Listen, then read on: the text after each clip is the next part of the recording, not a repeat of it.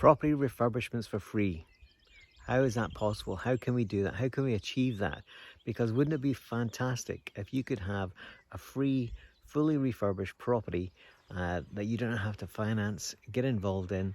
And if so, how is that possible? Let's jump in this week and have a look.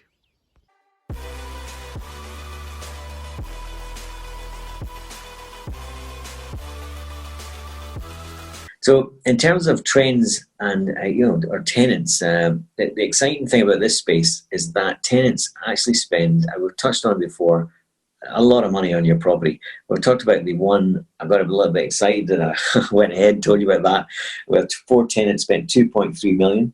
But bear in mind it only costs 1.25. That's a fair chunk as well. But 2.3 spend. I mean, they ripped out every elevation. The whole inside was all ripped out. Every 360 degrees is a standalone property.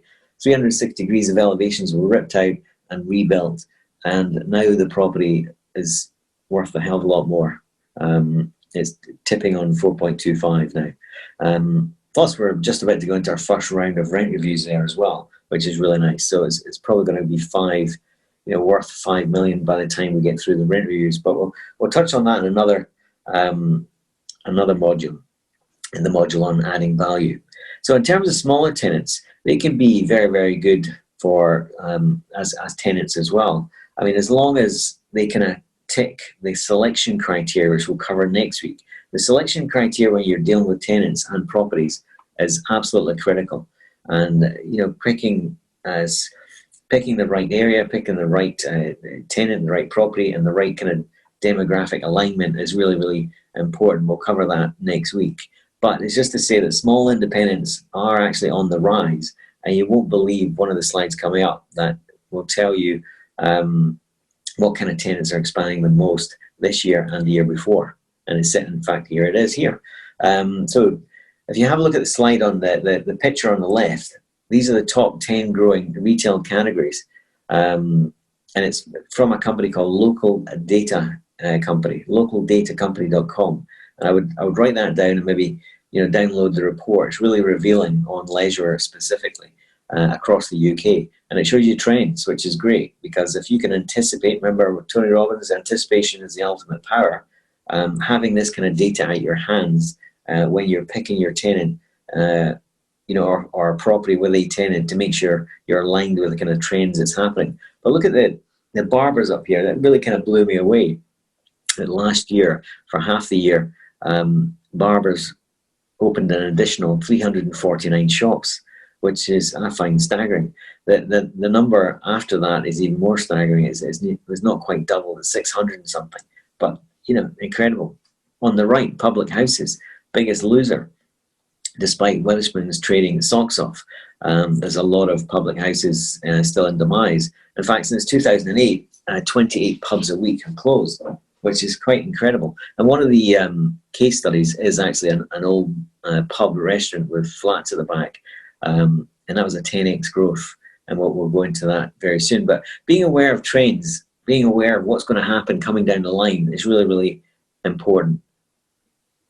Here's Ross got a question, including your local Dan. Well, hopefully your local doesn't go under, buddy. God forbid. Right, so carrying on with trends in commercial. Obviously, we've heard about all the CVAs or liquidations and insolvencies that's happened in the market, and that's set to continue this year. It's not going to stop, and it's because of certain demographics. Spending patterns are changing. That's a kind of macro thing. We're all changing how we do things. They generate, the population's getting older, and millennials are coming up wanting experiences instead of ownership. So that all affects, spending patterns, which affects how busy one brand is and how quiet another brand is. Now that is incredibly important, and it's why a lot of insolvencies are happening just now, and it's why, like for example, Co-op Food are doing very, very well. Co-op Funeral Care are opening quite a few as well. Met the acquisitions manager just before Christmas. He actually lives in the next village to me, the acquisitions manager for the UK. And he's looking at one of our sites, which is quite good because they're great. When they're in, they're just in for life. They're just not going anywhere. With the baby boomers getting older, that's a 30-year growth spurt for funeral cares, and so trends like this are really important to see and anticipate going forward. For example, baby boomers, they're empty nesters. So what does that mean? It means they're not fighting in the big massive Tesco's anymore for the £200 a week shop. They're doing more lunches. They're going to the local co-op, picking up 2 shops a week, that kind of thing. And it's just all common sense if you know it. But if you don't know it, it's not common sense. Yeah. So trends are seriously important. And here's another trend that's happened. Obviously, automation technologies has brought the demise of the high street banks, and it's just about to happen to the bookmakers market as well. What's happened in bookmakers is in April, a new law comes into being that basically said their maximum bet will go from £100 to £2. Now, if you imagine what that's going to do to the bookmakers market, it's going to devastate the whole market. William Hill's already announced that they're going to close about 900 units. Now, that's a bit of positioning and posturing as well for the politicians to try and maybe not go down to the £2. But if you imagine you've got a bet at £100, you've had that for 10 years, and everybody's used to that, and then the bet goes down to £2. There's just no excitement there. It's like selling crack cocaine one day, and the next day selling a paracetamol or something, or a cigarette. So it's going to change everything. And the same thing that happened to gaming centres in 2007. On the 1st September 2007, gaming centres had the same change in legislation, and it crippled them. And about 32%, I think, of all gaming centres closed down throughout the UK. So it's going to be the same with William Hill. They're not only going to close down, there's going to be consolidation in the market. And if you've got a good one in your property, then fantastic. But there will be a lot of consolidation, because there has been over the last 10 years with the downward spiral of gaming centres.